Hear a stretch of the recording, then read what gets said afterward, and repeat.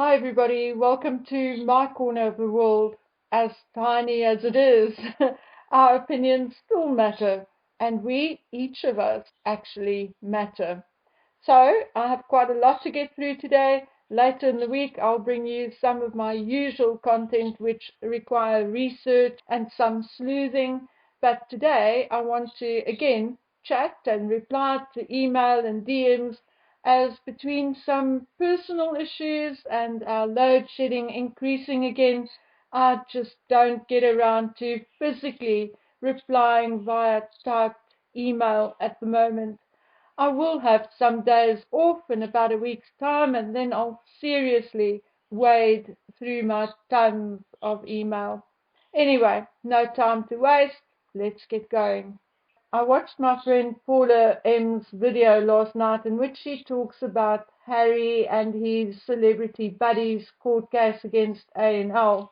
Okay, it now appears that most of their case is based on a supposed sworn statement by Gavin Burrows, a private investigator, in which he supposedly claimed that he was hired to obtain information via hacked voicemails, tapped landlines, bugged cars, etc., etc. However, Gavin Burrows had now issued a statement in which he denied signing such an admission or statement, and says that he was never asked to conduct unlawful information gathering by the Daily Mail or the Mail on Sunday, and denies ever being paid to do so. Now, if only that was the end of it. But where Harry and Meghan are involved, there is always drama and intrigue. And although there is no solid evidence one way or the other as yet, what appears to have happened is that Gavin Burrows did give such evidence and statement years ago for a case against News of the World and Sunday People, and that someone took that statement, cut and pasted from it, and signed it electronically as him.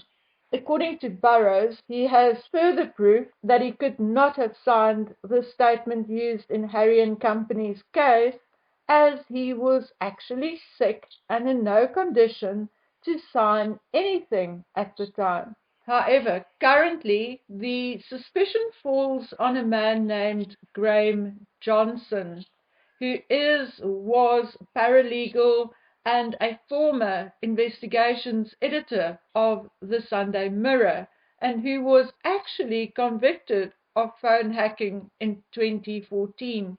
Now, of course, when it comes to copy and paste and Photoshop and manipulating documents and photographs, our first instinct is to think of Meghan and Harry, and our second instinct is to hope it is not them, because if it is, then it will actually be covered up and swept under the rug, and no justice will prevail anywhere or to anyone. Anyway, according to the Times and the Mail Online, it was Hugh Grant who sent Johnson to gather evidence against the Mail. So, did Johnson manufacture this supposed statement this case is largely based on? Did he do it on his own accord to be able to give his paymasters something, or was he told to do it?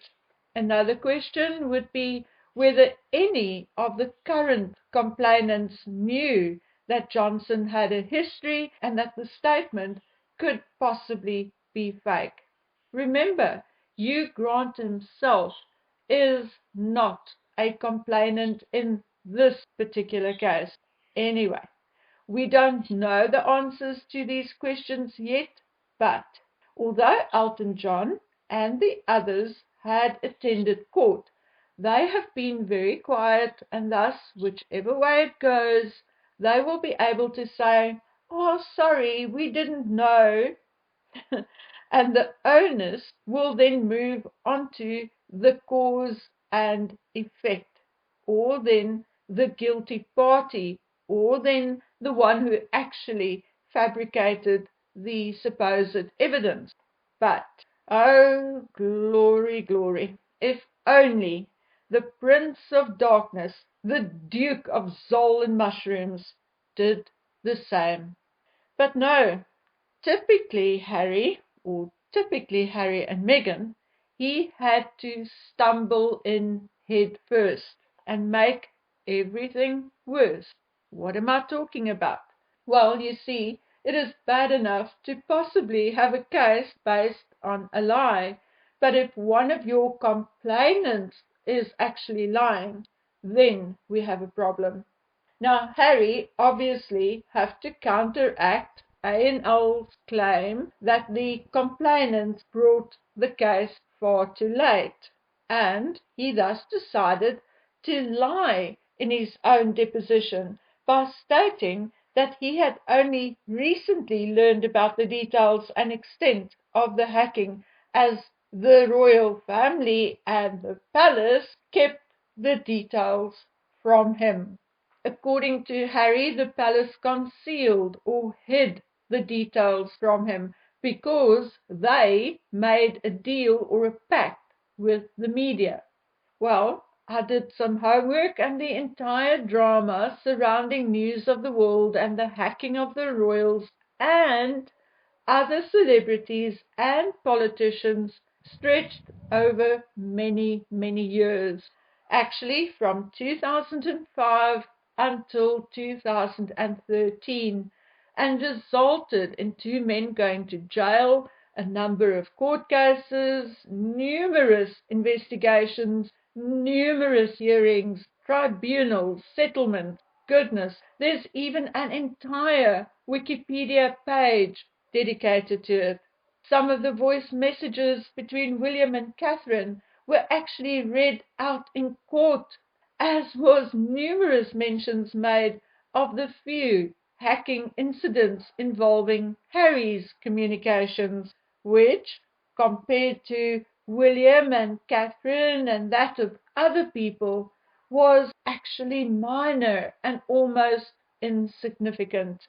Anyway, the point I want to make is that the hacking incident, which is now again being rehashed in the court case, not only dates back years and years and years, some as far back as 1993, but it has been talked about, written about so extensively that even I, here at the bottom end of Africa, knew about it and can, to this day, still read about it.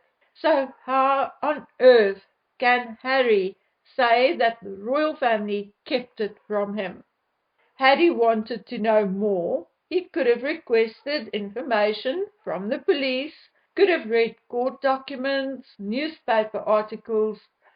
Goodness, he could have Googled it, where he would even have found a timeline of the entire drama, and would even have found the detailed story about Hugh Grant's involvement. But yes, I forgot that Harry is likely so thick that he likely do not or cannot understand anything he reads over and above Thomas and Friends. Anyway, so what we basically have here is, again, a lie on top of a lie, yet I believe that the judge will allow the case to go ahead. But we'll see. It will likely go on for another 2 years, and at the end of the day, the judge will tell the Mail to say sorry in a hidden few lines at the bottom of page 42. Something like that. Waste of money and time. But okay, there's another question. Where is Waldo?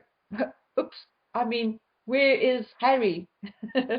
Has he returned to the United States yet?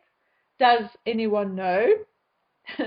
We now know, like we really wanted or needed to know, that Harry kept away from the royal estates during his trip to England for the case.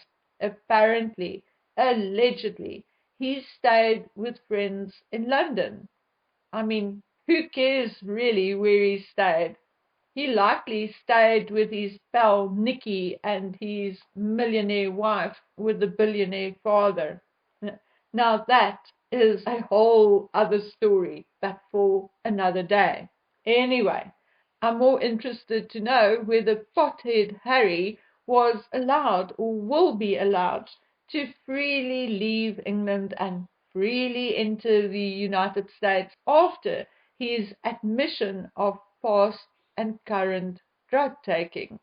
You see, other celebrities like Nigella Lawson and Amy Winehouse were stopped from traveling to the United States after admitting to drug taking. Yes, Nigella eventually got her visa back after a few personal interviews, but Amy Winehouse was denied a visa twice. So is our darling Harry receiving special treatment, I wonder? And in closing, I see Charles had his state Bentley transported to Germany. Shall I say something about it or should I just shut up? Germany is actually renowned for their motor manufacturing. I mean, just think Mercedes, BMW, Volkswagen. And thus, I have a feeling that somewhere in Germany would have been a bulletproof Mercedes. Anyway, but meanwhile, in places like Birmingham, families went without heat this winter, and kids did not attend school because there was no warm water to wash up in. And on that joyful note, I'll love and leave you for today. Take care of yourselves until we meet again on the next video. Bye.